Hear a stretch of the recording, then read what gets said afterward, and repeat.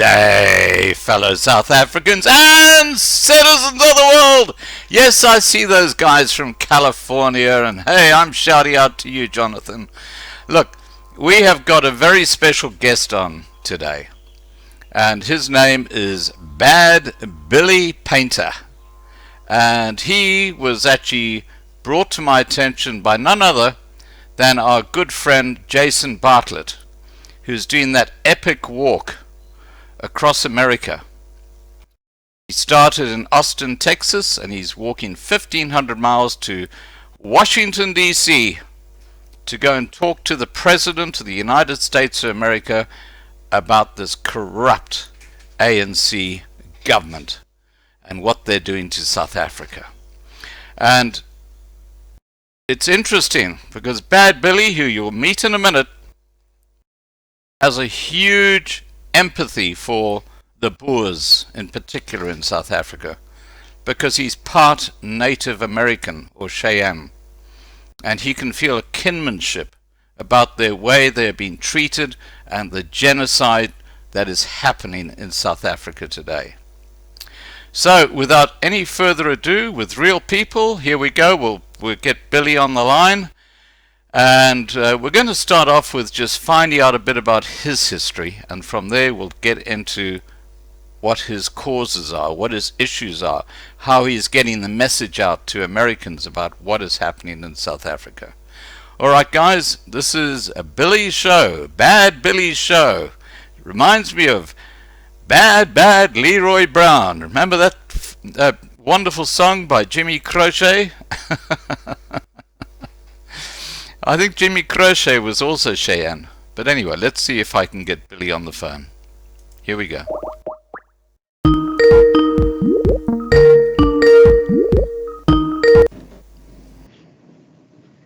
Hi, Bad Billy. How are you, buddy? I'm doing well. How are you doing? Excellent. We're live. We've got a growing number of people joining us right now at the moment. Now, I've given a very brief introduction about your background. I've mentioned that you have a little bit of Native American. Now, what I would like to do, seeing this is a real people live stream, I'd like to start off by you telling my audience your background, your childhood, where you grew up, a little bit of your story, and then we'll get into the meat of the whole thing, which is obviously about South Africa. Over to you. All right. First off, Scott, thank you very much for having me here. And I hope you're safe, because from what I've been seeing in the news reports there, things have been a bit of a blaze in the land down under, but I'm hearing that's starting to get contained a little bit, so that's good. Yeah, that's actually further south. I've got some good friends down in that area, and my mate Glenn, he's been involved in this channel for a long time. He lost about half his farm to fire. But they're doing okay. But it's claimed that up to 1 billion animals died in these fires. 1 billion, 1 billion, and something like a third of the entire koala population in New South Wales apparently died in this fire. It is absolutely shocking. And I have to tell you, because we're talking about a touch of reality to the deluded world of the politically correct. And that is that the greenies enforced that there could be no backburning of vegetation. And of course that just created this incredible amount of material that could be, just catch fire and just... So, they actually changed the compass. Now they're suggesting it's all about, this global warming and crap like that. If those greenies just kept their noses out of the story and let people do what they've been doing for generations, things would be great. Now, okay, sorry, back to you. Okay, let's hear about you and your story. All right, so yes, some people, my name is Billy, and some have called me Bad Billy. Actually, I didn't like that nickname at first, but because I used to box, I used to be involved in still am involved in mixed martial arts and the combat world and all that. Martial arts saved my life, basically, because when I was in my 20s, I kind of got mixed up with the wrong things, and then getting into martial arts changed my direction, and I started boxing. My first bout, they called me Bad Billy, and I just kind of brushed it off, didn't like it too much. Then came time for my second bout, and I just figured that's what they're going to call me. So I'm going to embrace it. Plus, I kind of figured it fits really well because I'm the type of guy, we'd sit down on a Friday night with my family. We'd watch Dallas. The rest of my family would be rooting for Bobby. I'd be rooting for JR. I'm the guy who likes the villain of the story. I watch The Walking Dead for Negan and not Rick or Michonne. So it does definitely fits. Well, Bad Billy, I have to tell you a story. When I first started really concentrating on what was happening in South Africa, I caught the attention of some of the ANC cadres, and they started calling me the old fart. Because I'm an old man. So my nickname now on the Loving Life channel is the old fart. And it's a term of endearment depending on whether you are someone who supports me, and it's sort of like a negative connotation if you're someone who does not support me, and I don't care. It's just a name. And it's not hate speech, it's just... Okay, sorry, back to you, Billy. Go ahead. Yes. So, basically, and I also had, I could say probably since the age of 10 or 11, maybe even going back further than that I had an interest in electronics and into radio broadcasting. And just a few years ago, almost 5 years ago, I graduated American Broadcasting School, an online program. Of course, they're based out of Texas. And, from there, I want to tell you, this has been a question that has been asked to me several times, and it's a long story, or at least too long for me to be typing out or anything. People ask me, how'd you get involved with South Africa to begin with? Well, that's when I was running the MMA podcast, which was called the Badlands Combat Sports Radio Show, and I was at a convention in Las Vegas. And, I lived in Las Vegas at the time, lived there for 5 years. And, I'm at this convention. There's all kinds of different displays. And there's a big flat screen TV, and there's some mixed martial arts action, like, just caught my attention, UFC. And, yeah, this was called, actually, an organization out of Johannesburg called EFC, Extreme Fighting Championship. Right.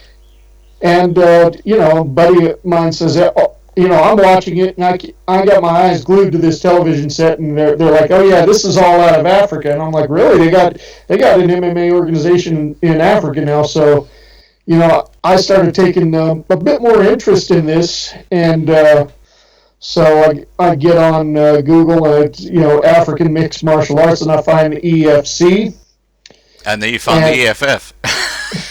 Oh my gosh! Yeah, yeah. So what I start doing is, because I'm running the Badlands Combat Sports Radio Show, and I'm interviewing any fighter. I interviewed some fighters that have been in the UFC, some that have been amateurs, and haven't made it to the pro circuit yet. Yeah. Some lower league professionals. So I find their champions, and I start looking for them on Facebook, and I found them in the first one out of South Africa to get back to me was their featherweight champion, DeMark the Wolf Penna, who's originally from Angola.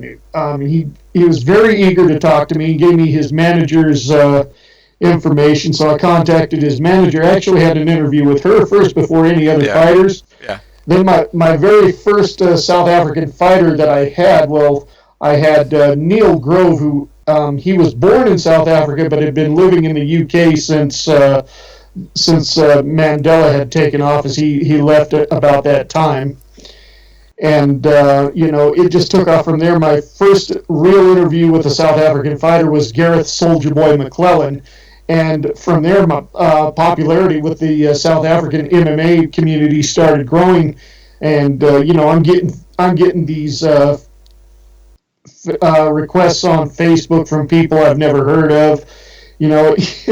a lot of them too, black and white, asking me if I can get them into the UFC, and I'm like, you have to prove yourself in the lower league before you go that high, you know.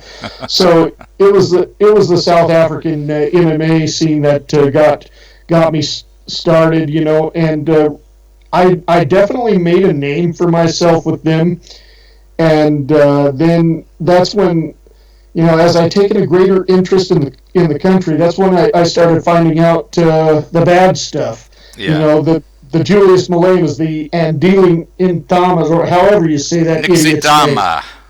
Yeah. Yeah.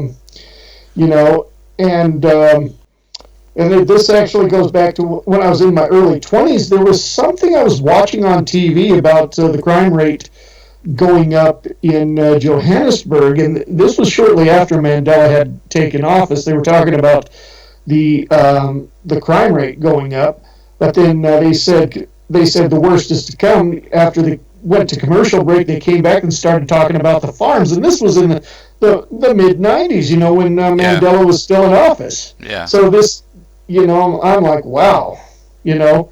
It caught your attention.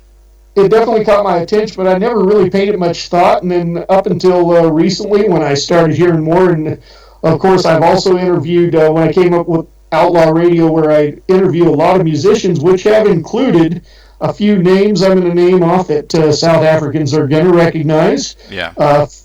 Jack Parrow, Francois von Koch, Albert Frost, Dan Patlansky, and of course, I know you've been trying to get him on the show. Steve Hoffmeyer. I did get the opportunity to interview Steve Hoffmeyer, and we had about an hour-long discussion. So. That man is so friggin' elusive. Yes, he is. You know that challenge I had with DVSTV or whatever it is, where he actually drove over the thing and crushed it and said, "Okay, I'm going to give someone 10,000 rand who destroys their box in the most creative manner," and I covered that. And I actually, the closest I got to Steve Hoffmeyer was he came to Brisbane. This is back in about 4 or 5 months ago, I suppose. And my subscribers actually hammered him. I mean, he got so desperate, he actually sent me an email. And he said, "Scotty, I will talk to you when I get back to South Africa." You know the old cricket sound, you know, in the middle of the night? That's what I've had since then. It's been very disappointing. Now, we've had a couple of people who said, "Cold Cock, American herbal flavored whiskey." And I know they're a sponsor of yours, so tell us about that. What's the situation there? Because there are people interested in that. Yeah, okay, so Cold Cock Whiskey, if you're interested, by the way, just go to coldcockwhiskey.com. You can get the details. I don't know how they ship it internationally. I don't know, but they've been sponsoring me since 2016, and it's very, very different type of whiskey. You know, you have your Jack Daniels or your Jim Beam that'll use sugar to take some of the whiskey burn off. Cold Cock Whiskey uses ginseng, hibiscus, eucalyptus, and natural herbs take the edge off. And isn't ginseng like Viagra? Ginseng is more like I wouldn't say not Viagra, definitely not.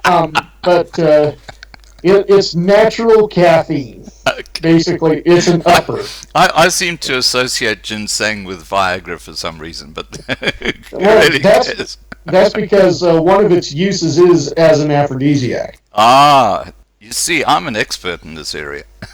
I'm not going to say any more. Yeah. Okay, so you set up your radio station, and it was Jason Bartlett, who's our hero right now, who's walking across America up to Washington, D.C. to alert the president to what's happening in South Africa. And he's an amazing fellow. I mean, I had him on my live stream about a week ago, and, you know, he's just so focused on his mission. And wonderful man. So, how did you meet Jason Bartlett? Well, on Twitter, often when there's a farm attack or a farm murder or a horrible crime, I make a big flyer about it, and I tag a bunch of people. Well, with him, I found out about his cousin Dion, and I made it into a flyer. It's like, hey, this is what's happening in South Africa right now. Yeah. And quoted him. And next thing you know, see, because I've got a feedback line that people can call to Outlaw Radio, and he called the feedback line. He reached out to me, wanted to talk to me right away. We instantly became friends right there. Fantastic. Well, apparently Steve Hoffmeyer is talking to Jason Bartlett as well. So I'm feeling a little bit left out of the bucket here. You know what I mean? I mean, everybody else seems to be talking to Steve Hoffmeyer except me. But hey, it is what it is. Now, getting back to South Africa, there's a very special reason that you have an interest in what is happening to the Boer people in South Africa. And I'm just going to give a bit of an intro, and I'll let you take over and talk about the whole background to this. Now, you are part Cheyenne, or Native American. And yes, I am. You feel a huge kinship with the Boer people because they are being treated exactly the same way as your ancestors were. And what we're talking about here, and this channel is now talking about a genocide going on, because what is now happening is government departments, which are the law, they're supposed to be enforcing the law, and they're now targeting the white population, like the South African police services and black judges and magistrates are dishing out laws, like with Vicky Momberg, who was put behind bars for 2 years for using a word which they found offensive, and she was in a absolutely severe distress when she used it. She'd just been mugged, and it's a crazy situation in South Africa, because clearly the ANC, it's the old boiling frog syndrome. Now, tell us your background to being part American, North American, and your kinship with the Boers. Well, the thing is when I hear about a farm murder and the way someone's done, and the thing, I've got Ernst Root's book, Kill the Boer, and the things I've read about that, the testimonies I've heard, to me, it's like history repeating itself, only in a different place in a different time. I'm going to, like you said, I'm part Cheyenne. Only recently did I discover this, about 2 years ago, when my mother did more in-depth investigation on her ancestry, even had a DNA test and found out we were part Cheyenne. And it's no surprise, because she's originally from Montana, which is where where a lot of the Cheyenne people are from. Yeah. And but even before then, I'm going to tell you a story of something that happened in the history of my people. This was in Sand Creek, Colorado, November 1864. Black Kettle, who was he was chief of a Cheyenne village, and at this time there were very few Cheyenne dog soldiers, Cheyenne warriors. Most of who were occupying the village were women and children. And Black Kettle had up the American flag, and below it a white flag for truce. The white flag. You call a truce, let's stop fighting, let's talk about something. You wave the white flag. That's what he was doing. Colonel John Shivington led a cavalry to the Cheyenne village, and his quote was, "Damn any man who sympathizes with Indians. It is my God-given right to kill Indians." And he led his cavalry there, and not only did they almost kill off the entire village of mostly women and children, but they mutilated them. They cut out a woman's vagina to make a tobacco pouch out of it. Are you joking? No, they put a baby. They put babies on long skewers or sticks. They skewered babies. They raped them. They made quick work of the men. Are we talking about white Americans did this to? Yes, I am. Yeah, that is disgusting. I had no idea that happened. Yeah, it did. Mostly women and children. Black Kettle was fortunate enough to get away, but the majority of that village, those that lived there, women and children, and very few warriors or men were Wow. killed. And I can't remember the exact number, but and I'm thinking, I read what happens on a South African farm. A woman gets raped. She has shards of glass shoved up her vagina, Yeah, I know, it's and disgusting. It's absolutely and appalling. burned with an iron, boiled in hot water. And I'm thinking, this is a repeat of history. This is exactly what the white man did to my people over 100 years ago. It's the same thing, And they say blacks can't be racist. BS, Bravo Sierra, come on. I mean, evil exists in every race. So this isn't just Yeah. a race thing, The white men who did this to the Cheyenne in 1864 enjoyed what they were doing. The black people who commit these farm murders, not only are maybe they're getting some orders from Cyril Ramaphosa or whoever, but they enjoy what they do, and it's sad. I'll tell you the great hypocrisy about all this is that the South African Human Rights Commission have basically said that the black population in South Africa cannot be racist because they are intellectually inferior. They've basically said that. Now, what they're saying in effect is that racism is where you feel superior to another race.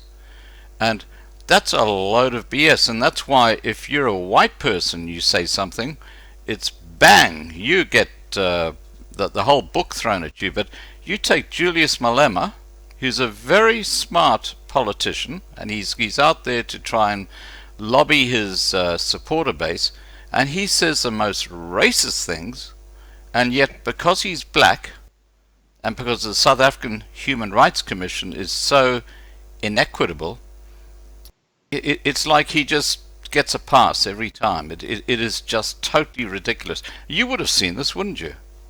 Oh yeah, absolutely. And it's not just him. Nobody did a damn thing to Andili when he's like, for every one, we'll kill five of them. Nobody said anything about that. Exactly. And that idiot who works for the ANC who said you deserve to be hacked and chopped up and your children used as garden fertilizer. Yeah. Oh, he just has to give a public apology. Yeah. Come on. Well, I find the most extraordinary example of the bias in the judiciary are those two young men who caught an African stealing sunflower seeds, and they put him on the back of the truck, and he jumped off. And the suggestion was made in court by someone who was shown later to be totally discredited, and he had lied, that these two white guys had actually beaten him up and killed him, which they hadn't done. He had actually broken his neck when he jumped off the truck because he didn't want to go to the police station where they were taking him. And they have just been released from prison after spending about a year in prison on an 18-year sentence. And the courts have now, someone else has come in, they had an appeal, and they've now been released. And it just shows how absolutely chaotic the whole judicial system in South Africa is.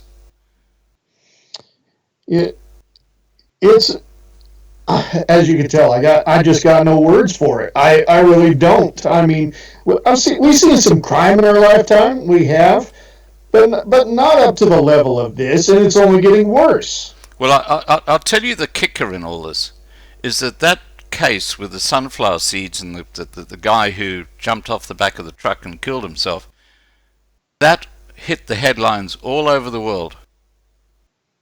It was in the papers all over the place. But, you just talked about white farmers who go through the most horrific things, and, kids being crucified on tables, parents being forced to watch while their children are being raped by these thugs. And that doesn't see the light of day in the mainstream media, or as Donald Trump calls it, the fake news. Oh, no, it most definitely doesn't. And I want to bring up something else, Scott. Yeah, tell me. I actually had a debate on Outlaw Radio with Lindsay Mastorp of Black First Land First, and he's starting to talk about Native Americans, and of course I couldn't. It's like, shut the hell up. I am part Native American, and he's trying. Basically, they're trying to claim that they're just like the Native Americans with the oppressors and all that, which is a bunch of crap, because there's so much evidence to prove that it's a bunch of crap, and how much of it can we go through? First off, yeah, I do know this is that when the European settlers came in with Jan van Riebeeck in 1652, I think. The Bantus were not there yet. They traveled down from the north. They were invaders as well to that territory, yeah. And now they're trying to expropriate land without compensation, claiming they were kicked off their land. What a joke! Well, yeah, and then of course I got a person that they don't like being called Khoisan, so I don't use that phrase out of respect for them. They just told me to say Bushmen, and that's fine. I'll call them the Bushmen. Yeah. And they were there first, and they actually had a good working relationship with the early Dutch settlers that arrived, and a lot of it too, there's a thing called virgin land, where it's occupied by is plants and animal life form. Yeah. So when you come up on that and claim a few acres, that's yours for the taking. Yeah. That's not stolen. I mean, you can't steal something that doesn't belong to anybody. Well, there's a very interesting scientific fact, and that is that if the rainfall, I think it's 30 inches per year, if the rainfall is below 30 inches per year, a livestock cannot survive unless you're able to dig things like boreholes and get water up onto the surface. Now, the Bantu and Nguni people had no understanding of that kind of technology. They didn't even have the wheel when the settlers came through in 1650. They had nothing. They just had their cattle, and they used to herd their cattle. So if you draw a line through South Africa where the rainfall is below 30 inches, it basically cuts off part of KwaZulu-Natal, or the really the east coast or the northern part of Natal, from the rest of the country, where they could not let their cattle roam because there was not enough rainfall, there wasn't enough food, and that's why they were stuck in those sort of places. And to suggest that they were in the Karoo and they were in the Orange Free State is, quite honestly, as you used earlier, that simple little phrase, BS. That's what it is, and this is something not a lot of people know. Of course, I talked with Craig Huck Montgomery about this. We actually talked with one of the elders on the Navajo reservation in Arizona, is that people from the ANC actually came over here to the U.S. and met with the tribal council of the Apache and the Navajo nations, and I think others too. And it's actually quite comical, because I'm wondering how much of the South African tax dollars did they waste doing this. The Navajos, they're trying to present their case and get support for land reform. The Navajos were like, there's something wrong here. You're not like us. Please leave. Yeah. The Apaches, on the other hand, let's just say, to piss them off, it was like pissing off the Italian mafia. You're lucky if you leave without your, you're lucky if you leave with your scalp or without your legs broken. Yeah. The Apaches didn't like him at all and scared them off the reservation. Yeah. You know what I love about your president, Donald Trump, is he has got such an amazing way of putting people in a little box and they're stuck with it. And I'm thinking of things like Lying Ted. Remember that during the lead up to the 2016, election? Oh, yeah. And Little Marco. Remember Little Marco? Oh, yeah. And then you had, I've got what he called Bush. He said something about Sleepy Bush or something like that. But, he was so good at just getting it right. And, of course, one of the best is a Democrat, one of these people who want to be the president in 2020. or 2021, which is Pocahontas. And as a Native American, I'm not offended by that. Yeah, but she's not. No. She claimed to be a Native American, and she's not. It's quite extraordinary. So I'm going to say this though: when people like Julius Malema claim to be in the same boat as the Native Americans, and they claim that they're just like us, it's a slap in the face to me. It's a slap in the face to my ancestors when they say to say something like that, and it'd be a bigger slap in the face if I actually believed that. Well, they talk BS. I mean, I put up a video today, which is on my Loving Life channel, which was about how the VBS Mutual Bank, which went into liquidation, and tens of thousands of impoverished black Africans lost all their money that they'd actually invested. This is mainly in the Limpopo area, which is the northern part of Gauteng, and Malema and his family were stealing the money through the back door. And there's a new restaurant now in Soweto called SUD, S-U-D, and I've just put the video up today about how SUD was funded by money stolen from the VBS Mutual Bank, and yet no one has been charged. I mean, the whole thing in South Africa is ridiculous. But this does not involve one white person. This is black privilege stealing from their own people. Quite extraordinary. Yeah. I'm sorry, I didn't mean to cut you off. So. Yeah, no, that's okay. That's cool. So, when you talk about South Africa and your radio station, what are the main things you focus on and alert people to in America? When there's a farm murder and I get the story of it, I tell it. I have somebody who emails me the statistics every week of how many murders and attacks there have been, and I usually state it. I've had one lady on my show who was a farm attack victim, and you'd be surprised by talking to her. Most people who went through what she went through can't talk about it without going into tears. She is one of the happiest people that you'll probably ever meet. Has no problem talking about it. I mean, and she'll go into dramatic detail as if it's like she fell over and bumped her head or something. Yeah. It's like, how can you talk so easily about an experience like that? Of course, they say the farm attack that she went through was one of the lighter stories, one that wasn't quite so bad. And if it wasn't that bad, then who knows what the absolute worst is, because it was still pretty damn bad. Yeah, well, look, I get hundreds of emails a day from people in South Africa, and it's quite clear to me that the majority of the minority group populations, and I would say a large percentage of the black population, are suffering from PTSD, because post-traumatic stress disorder, because what they're going through right now is just not normal. And it's interesting because when a white family escapes South Africa and moves to, let's say, the US or Europe or Australia, and they email me back and say thank you so much and da, because that's one of our big aims, is to help people get out of the country. And what happens is that they say, we're still locking our doors and checking everything, and that's because of PTSD.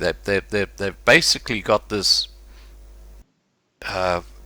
fear of being attacked. They're always looking behind them. It is absolute. And when you live in South Africa, you don't realize that you have it. It's only when you go to a country which is normal, where you don't have to worry about being attacked at any moment, that you realize that, hey, there's something wrong here.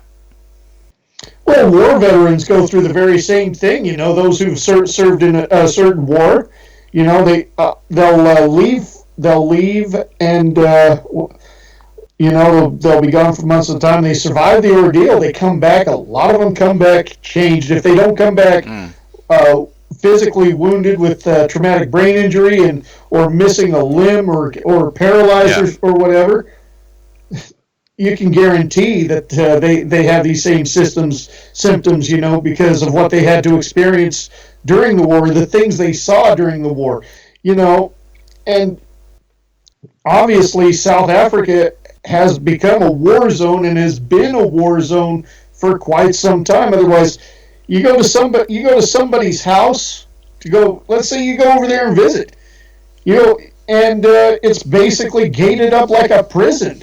Yeah, it is, absolutely.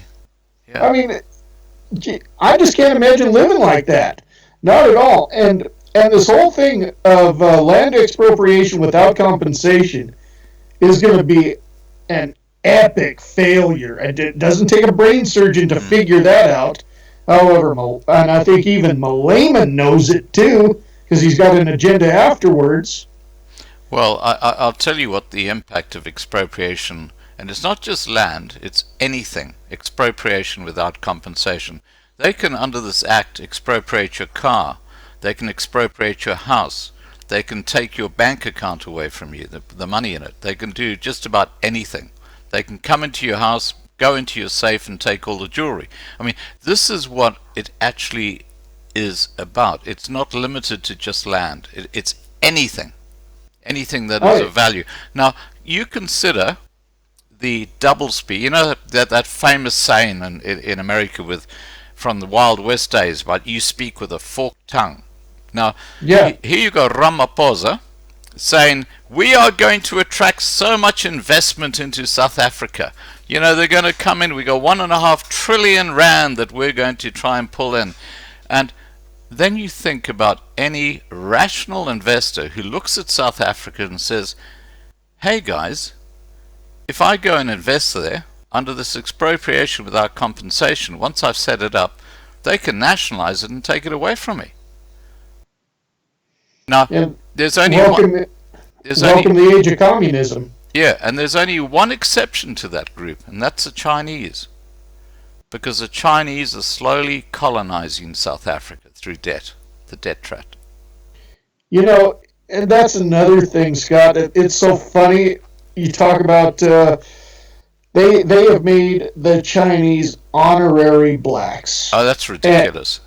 And they don't realize as South Africa is in deep debt to China. Yeah, it is. And it's the Chinese. Well, you owe us. You can't pay. We're going to have to make some slaves out of you. Yeah, that's what's going to happen. What else can you think of? South Africa's got 11 languages. Might as well make it 12. Just forget Afrikaans. Forget Chinese is coming home. Yeah. Yeah. It'll be the major language there. Yeah. They have. They've completely bankrupted the company or the country. Excuse me. And it's a mess. And the thing that scares me is, this has to be stopped right away. And I hope, when Jason gets to Washington, he does have that discussion with Trump, because it's going to be very important. Yeah. Because here's the thing. They're finally going to bankrupt the company until the bottom falls out completely. Then they're going to go into Europe, they're going to migrate to Australia, and they're going to migrate here. And what are they going to do? They're going to start their cycle over again. They'll kill farmers in Europe, America, and Australia. They'll commit crimes in the streets, and of course the radical left agenda that we got going on here want to allow it. This is part of their plan, and that's what Trump's there to stop. Yeah, well, I actually opened up this live stream by saying this live stream will be providing a touch of reality to the deluded world of the politically correct outside South Africa. Because they have absolutely no idea what is actually happening. They listen to CNN, they listen to MSNBC, which are fake news. If it doesn't suit their agenda, it just gets no airplay. No, it doesn't. It absolutely doesn't. And here's an interesting story, too. They talk about Black Lives Matter. Okay, so I believe this was in Missouri. I could be wrong. I don't know who. I don't know where. This story didn't get a lot of attention, but it got enough from the wrong people. Yeah. The police went in to serve a warrant because this guy, he didn't show up for court, and they also have a search warrant because it's rumored that he might be selling drugs. And so when the police go to this house to serve the warrant, what does the guy do? He freaks out, grabs a gun, and starts shooting. And, of course, the cops gun him down because they've got no other choice. Well, while that guy was shooting, one of his stray bullets went through another house and killed a 9-year-old black girl. Here comes Black Lives Matter, protesting on behalf of the thug, but nothing about the little girl he killed by accident. That's just absolutely wrong. But talking about the police, I don't know if you saw the video footage of the generals in the South African police service doing their fancy little marches. I mean, did you ever see Basil Fawlty in Fawlty Towers? That part I totally missed. Okay, well, Basil Fawlty does this. I've actually put up in a video today on the Loving Life 2019 channel, which is the other major channel I've got. And you've got Basil Fawlty doing the frog march. And he's got his finger underneath his nose like Adolf Hitler's little moustache. And the reason I put that up was because you had a general from the South African Police Service sort of trying to demonstrate how well he marched, and he made an absolute idiot of himself. And all the junior recruits in the South African Police Service were watching this. It was such a joke. It was just crazy. Yeah. And that's part of the agenda too. Is you put people in charge who are complete total buffoons, who can't do anything. Watch this. Let's say that day of reckoning for Julius Malema, because Julius Malema reminds me a lot of Scar from the Lion King, who promised the hyenas this and that and all that, and in the end he couldn't give them a damn thing, and the hyenas killed him for it. Yeah. That's what's going to happen to Julius Malema. He's promising people this and that, whatever, and his guards, he'll put bodyguards there, he'll have policemen, whatever. These buffoons you're talking about will be there to guard him. But when the mob comes for Malema, those guards and those policemen are going to run because they're going to be too damn scared to do anything, and they're going to kill Malema because he couldn't come through on his promises. Well, I had a very interesting conversation a couple of months ago with a fellow who he's got a YouTube channel, and he sort of talks about prophecy and things like that. And he suggested that the black population in South Africa are going to turn against the ANC government. And his suggestion was that they are going to be very violent. It won't be xenophobia. It'll be the black population saying, okay, Ramaphosa, you've been promising this for years, you have not delivered, we've run out of time, we've run out of space, we're starving, we've had enough, you're creaming it out through triple B, double E, and BEE, you and your cadres are making a lot of money, but what about us? And they're going to suddenly, it's going to be like a little light bulb moment, and they're going to say, okay, we've had enough. And what he's suggesting is that this year there's going to be a huge revolt against the ANC government, and places like Lutuli House will be attacked by the general black population. And as I say, it won't be racial, it'll just be the black Africans who've had enough of being deceived by this ANC government. That's what he's suggesting. Now, obviously, the EFF are sitting there in the wings and they're wanting to take over government because Malema's wanting to create one big African union, and he's trying to set up all these little branches of the EFF all over Africa. And he is totally deluded as well, because tribalism is alive and well in Africa. So to suggest that they can bring it all together is just a joke. What are your thoughts on that? I agree with I'm not. I used to be a Nelson Mandela supporter, and I used to look at Nelson Mandela as a mentor until I really looked into him and saw the real truth. And now I just think he's a complete piece of shit now, and may he rot in hell. But he did say something that I do agree with. If the ANC does to you what the apartheid government did to you, then you must do to the ANC what you did to apartheid. I do agree with that, and they are going to follow that example. Yeah. And yeah, I mean the Malema, Ramaphosa, whoever, and Dan Dealey's too big of a buffoon to be caught in that lineup. In fact, he'll probably be a part of the mob if he can ever pull his head out of his backside and. And realize how much he's been deceived as well. Yeah. And it's not going to look good for the South African government. Not at all, and it's going to be complete chaos. Well, have you heard of Hlaudi Motsoeneng? That name, not familiar with. No. Okay, Hlaudi Motsoeneng used to be the CEO of the South African Broadcasting Corporation a couple of years ago. And he got in there because he claimed he had a matriculation certificate, which he fudged. He didn't actually have one. He just created one. And of course, because he was a black fellow and he was fitted with the BEE, or Black Economic Empowerment, and he jabbered on a bit, they actually put him in charge of the SABC. He was kicked out about a year later because they realized that he didn't know what the hell he was doing.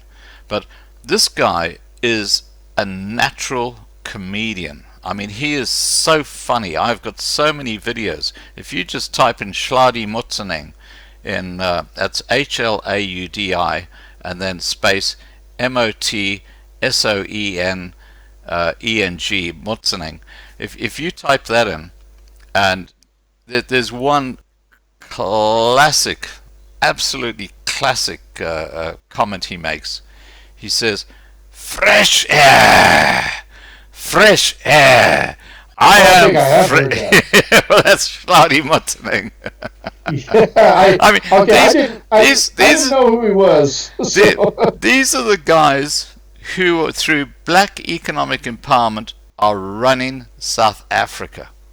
Is it any surprise it's going down into the dark ages, pre-1652, before they could blame Jan van Riebeeck for anything? No surprise at all. I mean, it's somebody like Malema. When I saw a political cartoon that when all the land's expropriated, they own all this land, but they can't produce anything on it, and people are starving. They're going to blame white people because it's not raining. Well, they already have. I actually had a video up about 2 weeks ago about one of the ministers who suggested that the white people are causing the rain to stay away. Yeah, see, that alone should just tell you how stupid some of these people are. You said Julius Malema is intelligent, and he is on some levels too, but also there's a very high level of stupidity. And Scott, that reminds me of one other thing. Yeah. Let me ask you this question. Yeah. Have you ever watched a fictional movie or TV show or read it in a book and thought to yourself, wow, what's happening in this story is kind of an example of what's happening in the real world? Yeah. Okay, so when I was a kid, one of my favorite shows was Doctor Who, the British science fiction. Doctor Who, yeah. Okay, so there's a particular episode with Tom Baker's doctor. It's called A State of Decay, and I really liked it because I'm also a horror fan, and I'll get into that in a little bit. But this particular story, so the Doctor lands on a planet that's got a medieval Earth type theme. There's a big castle in the back, and then a small village in front of the castle of peasants. Yeah. So, the Doctor goes to the village, and he asks about scientists or fortune tellers, and they tell him such things are forbidden. Then the Doctor's captured by some rebels who want to question him, and they tell him that the people who rule over the land have made a strict law that knowledge, science, reading, schooling is strictly forbidden. So then the Doctor goes to the castle to meet with these people that rule over the land. They turn out to be vampires. And why is knowledge such a forbidden thing in this land? Is because if somebody can figure out how to if they learn about vampires, they learn about how they can fight them and how they can defeat them. And they say there was one scene. They said the Doctor is without a weapon. They said no, he has the greatest weapon of all, knowledge. Yeah. So where I fit that in is that I've learned South Africa now has a 20% passing rate to become a doctor. Well, you look at the nursing staff. I mean, they're on their phones, their mobile phones the whole time, and just waiting for the paycheck. They don't care about the patients. I've seen so many videos of absolutely disgusting ways that they actually treat their patients. It is just... They're now calling the public hospitals in South Africa death traps. You go in there to die. You can go in there with something minor and you die there because of the way you're treated. It is absolutely appalling. And they want to bring in a national health insurance scheme when Moody's are just about to put the rand to junk. How are they going to fund that? They're not, unless the Nancy Pelosi's and the crack scene waterheads and Alexandria Ocasio-Delusional Cortez and all of them want to put forth my hard-earned tax dollars to pay for it. Well, I'll tell you something, and you can join the dots here. The Clinton Foundation was involved in the trials of a national health insurance scheme in South Africa. Okay, this is in the last couple of years. They had these little pilots, and the Clinton Foundation, through one of their little foundations, was very, very involved in this. And late last year, guess who came over to South Africa just before they put this national health insurance scheme forward and adopted it? Hillary Clinton. Yeah, she came over to South Africa. Now, you talk about interference in politics in America with Donald Trump and all this bullshit about Russia and stuff like that. You look at what Clinton, George Soros, other Americans are doing in South Africa, and what the allegation that Trump did, which he never did, is like walk in the park compared to what they've been doing in South Africa. And of course, did you ever realize too that after the fall of apartheid, how F.W. de Klerk became such a rich man? Yeah. I mean, he's getting more money than what his salary normally would make him, even if he was to save everything and not spend a dime. He's got more money in his bank. Of course, all the deals he made with George Soros. Yeah. And that's somebody else too. And I agree with this. They say in Star Wars, they have the phrase Darth Soros, and they think it's kind of ironic how he looks like Palpatine. So yeah. Now I'm going to go totally off topic for a second, and I'll tell you why. Glenn, who I told you about at the very start, who lost a large portion of his farm in the fires in New South Wales, I'm pretty sure that Sanat Pretorius is his partner. I mean, I just, Sanat, if you can just say yay or nay, please let me know, because I want to make you a moderator in my channel, because okay, now I've met Sanat. She's a lovely lady. She's from Pretoria, and she and Glenn actually met through my live streams. It was about nearly a year ago now, and now they're an item. They've been an item for a while, and I'm waiting for a wedding invitation, Sanat. Nice. So, Sanat, if you can just confirm that you are Glenn's, I'm 99% sure you are, but just if you can confirm, and I'm going to make you a moderator on this channel, so you can hold the fort while Glenn's doing his stuff. Okay, let's just have a look here. Okay. By the way, if anybody has any questions, yes, I got a bad habit. I vape. At least I don't smoke cigarettes. So. Okay, now Jarko and Michelle, if there are any questions that people have for Bad Billy, and this is the old fart speaking, so we've all got our little terminologies here. If you just want to post them into the side chat here, and I will post. I will actually ask Bad Billy the questions that people have put. I'm just waiting for Sanat to answer. Sure. I also have an announcement too that I've been waiting. I started a little bit last night, but tell me. Let's hear. Is this an exclusive to our channel? It is. It is fantastic. Okay, ring the bell. Here comes an exclusive, guys. Go ahead, Bad Billy. Tell us what it is. All right. So coming up at the end of June 25th, 26th, and 27th here, where I'm at in the Twin Falls, Idaho area, there's going to be a big festival called Highway 30 Music Festival, and it's going to, mostly country music. There's going to be a little bit of rock and roll and some Americana, and some fun for the kids. 3-day festival at the Twin Falls Fairgrounds in a smaller town just outside of Twin Falls called Filer.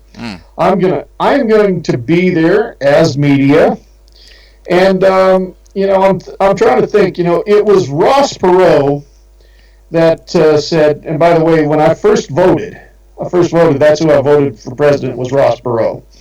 He said, the activist is not the man who says the river is dirty. The activist is the man who gets in there and cleans up the river. Yeah, that's exactly right. Yeah, I claim to be an activist for South Africa, but I really haven't done anything but talk. And to me, that's just not enough. I just talk, Jason is an activist. That's a real activist right there. Yeah. So I'm trying to think, some ways that we can intertwine the two, So this is what's coming up. We haven't decided on a day yet, but somebody in my local area donates $100 or more to Jason will get a 3-day pass to Highway 30 Music Fest. Fantastic. Yes, and I even contacted the promoter. His name is Gordy Schroeder for Highway 30 Music Fest. And I said, if you approve of this, I'll pay for the pass with my own money. And he said, you get somebody to donate, and I will donate the pass. So to all the Americans watching this live stream and who watch this video later, just go to Bad Billy's website, which I've got linked on below the video, and you can ask him about that and how to become involved. Okay. Sure. We got a question for you. Jarko sent from... okay, so he says, Billy, are you aware that the Clintons are in partnership with George Soros and Bill and Melinda Gates Foundation, and they're behind the NHI Obamacare here in South Africa? Oh, I'm aware of that.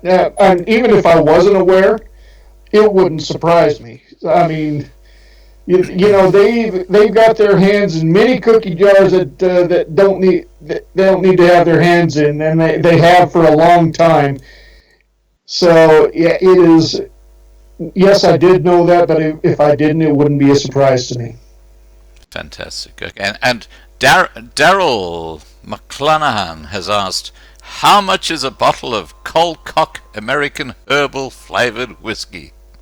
We're talking probably, I don't know how much it's going to be internationally, but US dollars? I got mine for free because they sponsor me, but we're talking at least around $25-$30. Is that for a 750 ml or what size? Fifth. A fifth. What's that? Yes. Okay, so I know we use different terminology in different countries, but so is that a fifth of a gallon?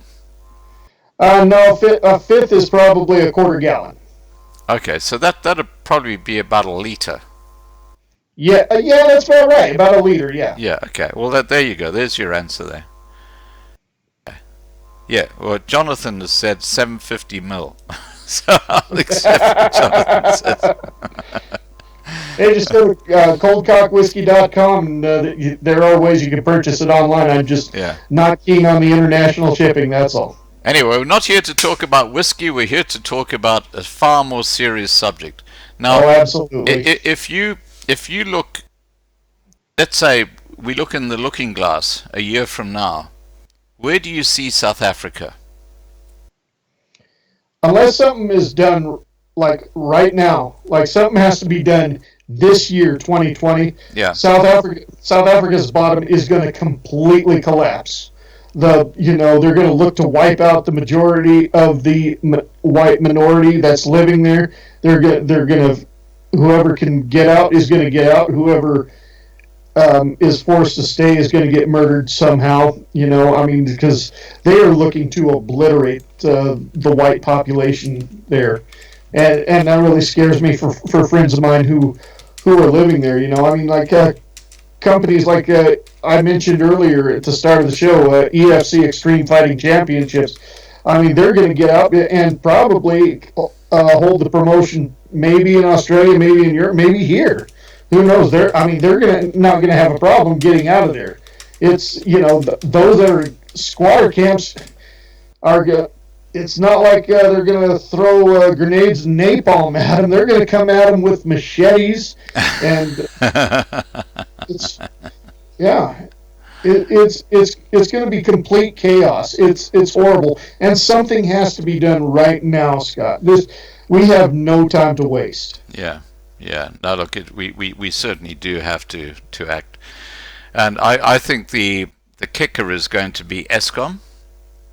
They're now talking about load shedding stage 8 in municipalities.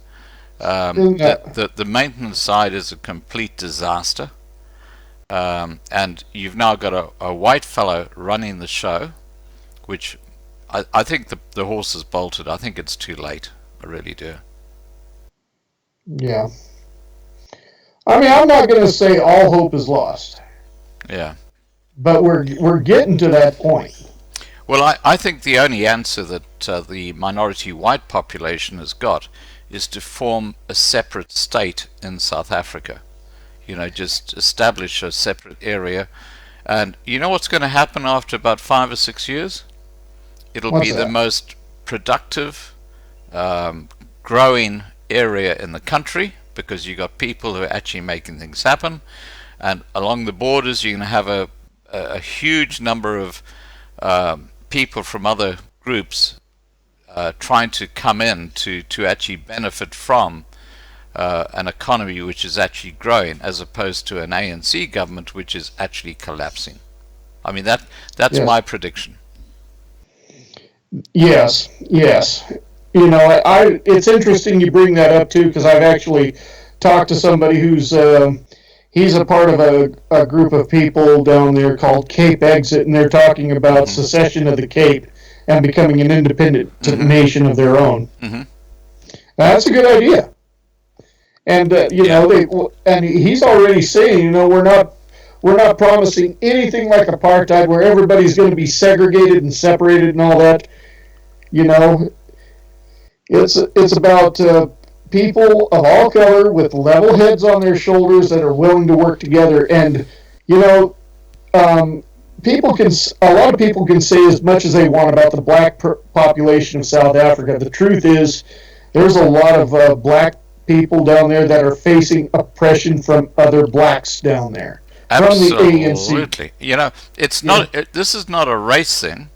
This is a peer thing. You've got the black privileged people at the top of the ANC, their family and their friends and their cadres, who are cleaning up, and the rest of the black population are being treated like a piece of shit. There you go. You see, I was the first one here to use the word shit on this program tonight. Yeah, I know. I'm usually, are you impressed? I'm usually the one on, because on Outlaw Radio, I let it all fly, and you know, I've been called a blatant racist and all that, whatever. Yeah. You know, Well, I mean, it's the funny. The funny thing is, though, is that on my show I do not allow racial slurs. You know, I mean, you don't come on my show using the K word or the N word. I don't think people need to be arrested for using those words, but I discourage the use of them, and you know, and I've also gone after. This is the great thing is when you're hated by both sides of the extremist party. You know you're doing something right then. I'm going to tell you a funny story here. There's a disgusting website out there. They're called Chimp Mania. Yeah. Complete racist pieces of shit. You know, and they talk about the way they talk about Barack Obama. I didn't vote for Barack Obama. It had nothing to do with the color of his skin. Like the great Martin Luther King said, the content of his character, he was shady. Yeah. That's why I didn't vote for Barack Obama. Yeah. They don't like him because of the color of their skin, of his skin, and that's wrong. Yeah. You know. And you go to that website and you see the crap they say. You know, one of the saddest stories in American history, one of the saddest black stories, is the story of a young boy named George Stinney in I believe it was Alabama or Georgia.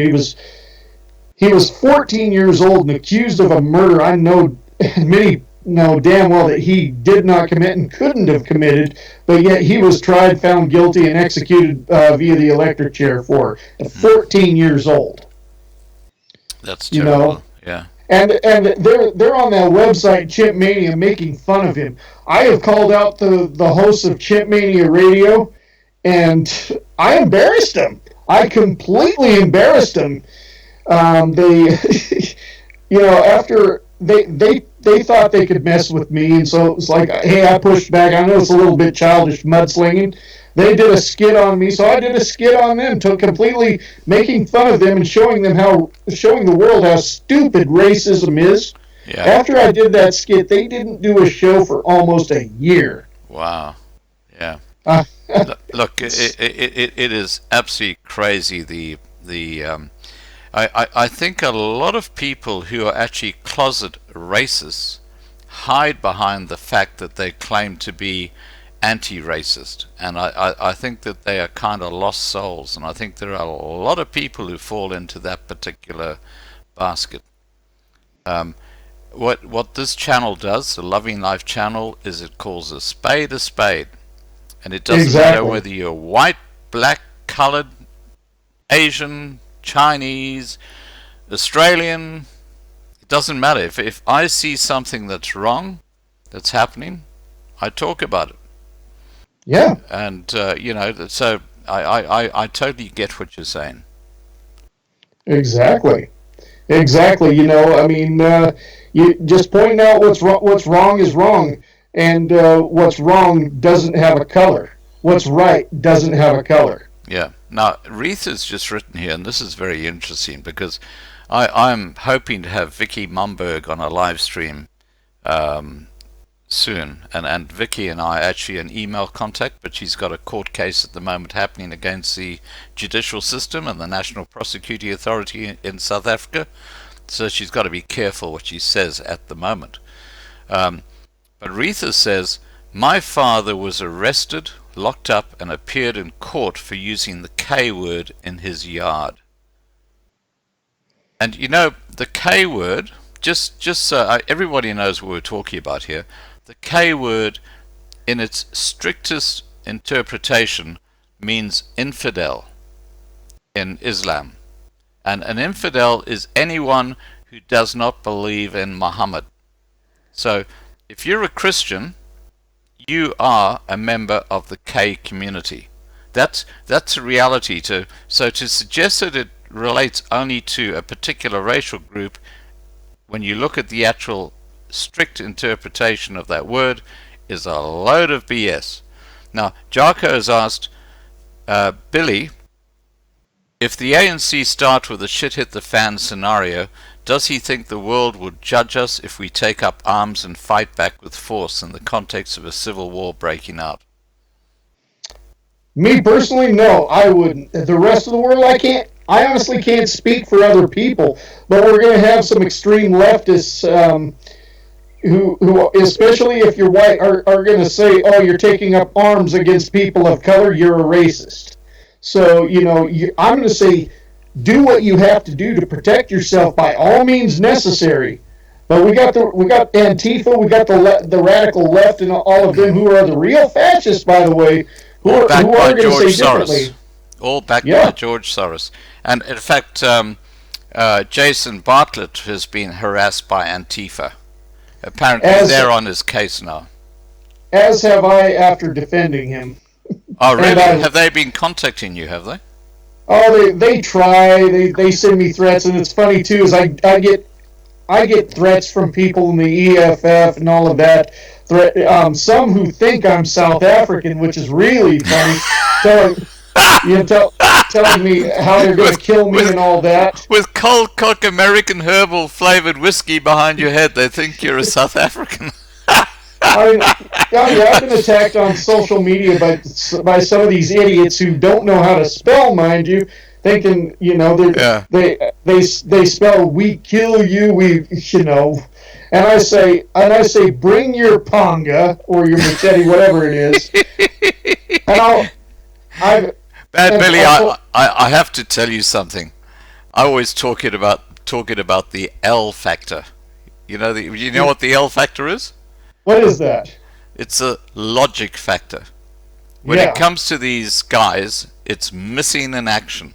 What I find extraordinary is that you get a group of Africans in a township who are unhappy with the municipality because they're not getting service delivery. So what do? They go and burn down the municipal building. And now how is that going to help resolve the problem? I mean, the L factor, logic, what cause and effect. If I do this, that's going to happen. And it's very, very interesting because in the Zulu language, there is no understanding of the future or the past. So you live in the moment. So you don't understand what the impact is of what you're doing in their language. Now, when you think about it, you think about the English language, it's very, very comprehensive. And if you read a lot, you get a really good understanding of these little intricacies. Now, the basic Zulu language is missing all this. So they don't have, and I'm not decrying them or saying that, but it's a fact that they have no understanding that if they go and burn down a municipal building, that's going to make the situation worse. Logically, they don't understand that. This is the tragedy that's happening in South Africa. And of course, the same thing applies to those managers who, through black economic empowerment, are put into positions of power in those municipalities, and they're incompetent, and they're corrupt, and they set up little businesses, and they actually give all the business to their own business, and they charge hugely inflated prices. This is happening all over South Africa. There is no understanding of cause and effect. That is a hugely problematic in the country. Well, there is a phrase that an old friend of mine used to say about things like that. He called it the blaze of glory syndrome, living for the moment. Yeah. One big ball of need. You see it, you want it, you take it. Exactly. With no thought given to the consequence. Mm-hmm. That's what the blaze of glory syndrome is. Well, that's what's happening all over the ANC government. That is basically what that's a symbol of the ANC government. You call it the blaze of glory. I'll have to remember that. Blaze of glory syndrome. See it, want it, take it, no thought given to the consequence. Yeah. That kind of sums up the whole thing. Yes, that's exactly what it is. And it all ties into, I'm not a big fan of the apartheid regime. I'm not going to support that kind of segregation. Yeah, I agree. And also, if a white person wants to be in a relationship with a black person, they do have that choice, and I support that choice. And we're all free people. Yes. I myself, some time ago, about a little over 10 years ago, I did date a young lady from Kenya. Yeah. It's just that she, in the end, she made poor choices. I'll tell you, she's a wonderful lady, but she made some really poor choices where drugs are concerned that I didn't want to be a part of. Wow, otherwise, okay. I might have married her if she didn't do that. Yeah. Look, I totally get it. I grew up in East Africa. My friends, when I was a little boy, I'm talking about a 4-year-old, 5-year-old, 6-year-old boy, were other little black kids, and we used to run around and play together, and I mean, it was, I'm totally colorblind, but there's a reality check when it comes to logical, practical thinking. I mean, it's missing in action, unfortunately. And I'm not saying with everybody, but with certainly a percentage of those people who go and do these stupid things that just destroy their own future. And they can't see it. It's just crazy. And let's, I'm not going to exclude, like black South Africans who are pulling this bullshit. But also, let's white Antifa members here in the U.S. doing the same crap. Yeah. Yeah, well, you look at some of your cities in the U.S., they're just going downhill very fast, aren't they? Baltimore is one, I know. Philadelphia is another one. And the whole state of California, can you believe, I don't know what you heard about California, but you can go, San Francisco used to be one hell of a tourist trap with some of the nicest restaurants. Now you have junkies who are allowed to take a dump 5 feet away from you while you're trying to eat. Are you joking? No, public defecation has become legal. What? Yeah. Legal? Yeah. Oh my God. Yeah, that's what it's come to in San Francisco, is they're allowed to defecate in the street because they got nowhere to go. It's like, gas stations, whatever, should have bathrooms. This is ridiculous. And now they've so now people who live in that county, in that Bay Area, part of their tax dollars are going to people who are part of this quote unquote poop squad, who get up every morning to go clean off the sidewalks. Isn't it bad enough? I don't know what the laws are in other countries, but everywhere else I've been, when you walk your dog, you're required to have a little baggie with you for when your dog has to squat somewhere. Yeah. Now you got people who are allowed to defecate in the streets like this. So fear of stepping in something is still there now. Oh no, that's awful. I mean, look, I was in Los Angeles back in 2018. And I remember walking into the Hollywood Boulevard, and I've got photographs of this guy. He was lying, this is 10 o'clock in the morning, he was lying in like a rucksack, and he was totally spaced out, obviously a druggie. And this is in Hollywood. Oh, no doubt. You know what else too, Scott? Tell me. When I lived in California, I was a teenager. This was during the 80s. When Reagan had left office and George H.W. Bush took over. And, there were still pretty strict laws back then, as far as whoever was smoking marijuana, they kind of turned a blind eye on that. Yeah. And they always have, now it's legal there. that's another subject for another time. But if you were caught shooting a needle in your arm, they could arrest you for that. Yeah. Now they ignore it. I mean, it's one thing. It's one thing to smoke a joint in the middle of public or whatever, or it's somewhere, but shooting a needle in your arm and then leaving that dirty disease thing that probably has HIV and hepatitis and whatever else on it in the middle of the street. They do nothing about it now. It might as well be legal. Well, it's basically the moral degradation of society as we knew it 50 years ago. I mean, 50 years ago, they would never have accepted that.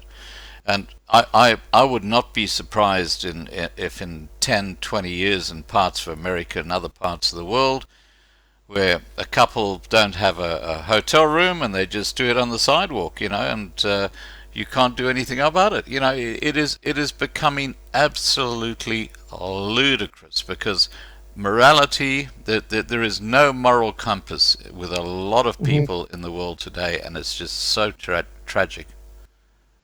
And that's kind of sad because we're almost to that point that you're talking about, but yet a woman with a baby is going to get criticized for breastfeeding her infant, covering up the best she can so nobody sees her boob, but still that's considered indecent exposure. And I saw one girl who's on Facebook threatening to punch the next woman she sees breastfeeding her child, and if the child's in the way, so be it.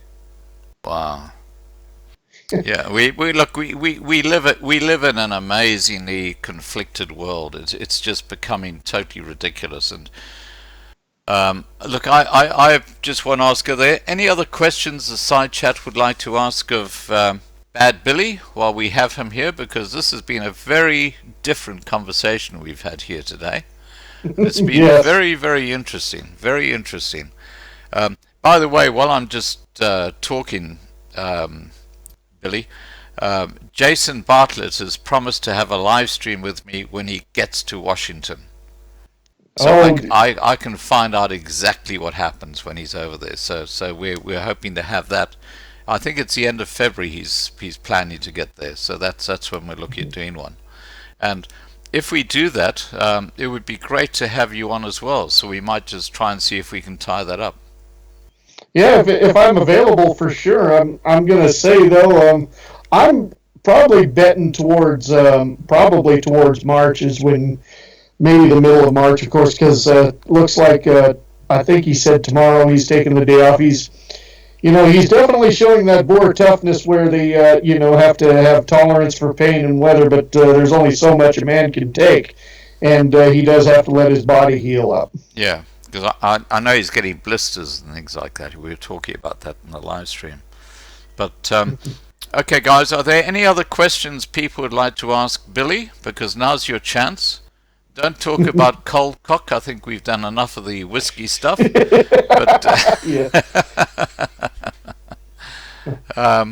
please, just put your questions in here. And I should also add, too, that Jason will be on Outlaw Radio this coming Saturday as well, because I want to touch base with him. And also, I think that's the time it's going to be decided when whoever donates gets the ticket. Okay. Now, if people go to your outlawradioabs.com, which I've linked below this video, that will actually give them the link to your live stream with Jason, will it? Yeah, it'll the two stations plus the video vlog site that it's on, and then of course the show is syndicated. So once it's done with the live stream, it is available on podcast, but also other internet radio stations as well do play it. Okay, fantastic. As for a musical guest, is still yet to be determined, but I think that's going to be decided on by tomorrow for sure. But Jason's definitely going to be on in the second hour, and yeah, it's at 8 p.m. Eastern, 5 p.m. Pacific. So I mean, if you're international, figure your time zones. So if they're on Google, how would they find that? How would they search that on Google? What keywords would they have to put in? Because I'm not the only Outlaw Radio out there, so I'd say Bad Billy Outlaw Radio would be the best way. The website. Yeah. Yeah. Yeah. Okay. Or Well, just. yeah, that's below there. And Michelle has said, thank you for your support, Billy, and to all of you out there supporting us here in South Africa. Well, Michelle, there's a growing voice out there, and I'm just so pleased that this Loving Life channel has played a role in getting more and more people involved. We've got a huge growing audience of people who are saying enough's enough of what's going on in South Africa. Yes. Oh, by the way, thank you for giving a chance for the bad guy to speak out for us. You've had a bunch of good guys, but now you have a bad guy. We got Bad Billy, Bad Billy, Bad Leroy Brown. You remember that song with Jimmy Crochet? Oh yeah, I remember that. Yes. All right, guys. But really quick to respond, what was her name again? My name? No, the lady who was thanking me. What was her name? Michelle. Michelle. Yeah, Michelle. I just want to say to you that I have many of you and South Africans in my prayers. And to answer one question, why am I doing this? It's because I mentioned earlier that the South Africans made my name in broadcasting 8 years ago when I interviewed the professional athletes for MMA, and acting on this now, this is part of a way for me to give back to the South Africans who did a lot for me then. Right. Now, I've got another question for you. Yes. Okay. Question, Billy. This is, how aware are the U.S. citizens about the situation with the killings here in South Africa and the ANC communist agenda and the boiling the frog pre-94 ANC Charter? And there's actually a document which I've been circulating for a year now, and it's now everywhere, which actually came out in 1993, and Mandela was involved in it, Ramaphosa was involved in it, Zuma was involved in it, where they actually set out how they were going to basically destroy the white population in South Africa. It's a seriously concerning document. So, getting back to the question, how aware are the US citizens about the situation with the killings here in South Africa and the ANC communistic agenda and the boiling the frog pre-94 ANC Charter? The sad answer to that question, not a lot at all. Yeah, and I'm talking about whether liberal, conservative, it doesn't matter. I mean, I went back to visit my kinfolk where I'm originally from, very small town. They have no idea what's going on over there until I told them about it. Many people, there's other people I talk to in video vlogs or whatever, they say, well, I heard about the farm murders, but that's about all I know. Yeah. But most of them completely clueless to what's really happening, and why do I know is because I've taken the time to really research what's going on. Yeah. You know what I found so interesting was that when Donald Trump put up that tweet about the farm murders, CNN, Yes. who normally comment on everything that he writes about, totally ignored it. Yeah. So of course, then you have the idiots like Jesse Jackass or Al Sharpton coming out and saying, "Oh no, that's not happening." Backing up the lies of the ANC and the EFF that there are no killings of white farmers, whatever. Bullshit. Yeah. You don't make that stuff up. Well, as I've said, our channel is now adopting the view that there is a genocide going on against the white population in South Africa. You have to look no further what happened 80 years ago in Germany against another group of people, and it's following the same path. When you start getting government bodies persecuting a particular community group, which is happening in South Africa right now, the next stage is not nice, and it's about time the world got off their big fat ass and started taking note. Oh, 100% agreed. I mean, Yeah, I mean, and you know, to Nazi Germany, I say also right here, Sand Creek, Colorado, Wounded Knee, seen the same things. Mm, Just that, it's history repeating itself in a different time with different people. yeah. Well, look at the Armenian people just over 100 years ago. They were completely destroyed as a community. Yes, And that's near Turkey, around that area. yes, Yeah. Alrighty, exactly. look, guys, if there are no further questions, I'm going to be leaving this video up there as I always do, so it'll be on the archive. Billy, you are most welcome to point people to the video on my channel, and if you want, you can certainly copy it and put it up somewhere else if you like. But I'm sure we'll be talking again in the future. And what I'll do is I'll see what I can do with Jason when he gets to Washington, D.C., and perhaps if you're available, we'll get you on as well, and we'll have a bit of a conflab. What do you reckon? Let's see what we can do when the time comes. Fantastic. Is there anything you'd like to say to those who are watching now, who will be watching this video later? Okay, so if we got some guys right here in the good old US of A watching, take note of what Scott and I are talking about, because it's not a myth. It's very, very real. Understand that what's happening in South Africa can easily happen here in the U.S., and we need to recognize the problem, because one of the greatest things about being in America in the past has been knowing when there's a problem before one starts and solving it before it happens.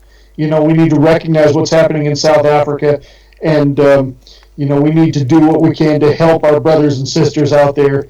South Africans, you have my best interest at heart. I know these are tough times.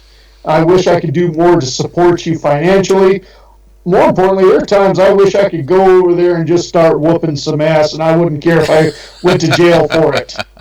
So, but no, there. Whereas a lot of the world doesn't know what's going on, there is a bit of it that does, and our hearts are with you. Fantastic. Okay. For all those who've been watching, thank you so much for being part of this live stream. It's lovely to speak to people like Billy, because they really are very active in promoting what is going on in South Africa. So to you, Billy, bad Billy, bad Billy. Thank you so much for all the work that you do in promoting the reality of what's happening in South Africa, because the mainstream media are fake news, that they're completely overlooking the reality. And I'm sure we're going to have you back on again later this year, and hopefully in February when Jason gets to Washington, and that'll make a really interesting live stream. Absolutely. Yes, Jason's quite an interesting character, and God bless him. He is. He's very focused. Yeah, I mean, we'll have to put up some kind of poll of between him and I, who's got the better beard. I have a suggestion for you, What's Billy, that? and that is that on your radio, your Outcast Radio or Outlaw Radio, why don't you encourage people to join Jason when he approaches Washington, D.C., because there must be a lot of your people who listen to you who live in that area who, as he's approaching Washington, D.C., could actually go and walk with him. Oh, absolutely. I've heard recently that he's now got this huge American flag that he actually now carries over his shoulder as he walks, because he is embarrassed by the South African flag. So he's actually got this American flag over his shoulder as he walks. Mm-hmm. Absolutely, and that's a great idea. I mean, obviously, he's a devout Christian, doesn't cuss very much. Otherwise, I'd give him that Trump 2020 flag that says "No more bullshit." Yeah. So look, let's keep in touch over this. And, yes, most definitely. To all those who've watched, thank you so much, and to my moderators, and in particular Michelle and Jaco, thank you so much for being here as you always are. It's really appreciated. Please, guys, be safe. Those of you in South Africa, I know Jacques and Michelle are. And let's hope that Eskom keeps staggering along, because if Eskom goes down, it's not going to be a good place to be. Yes, absolutely. And God bless you, Scott. Thank you so much for having me on. You're very welcome, Billy. All right, guys, look, have a safe day, and I'll be putting up some videos as I always do tonight. And take care, guys. Bye for now. Thank you. Bye.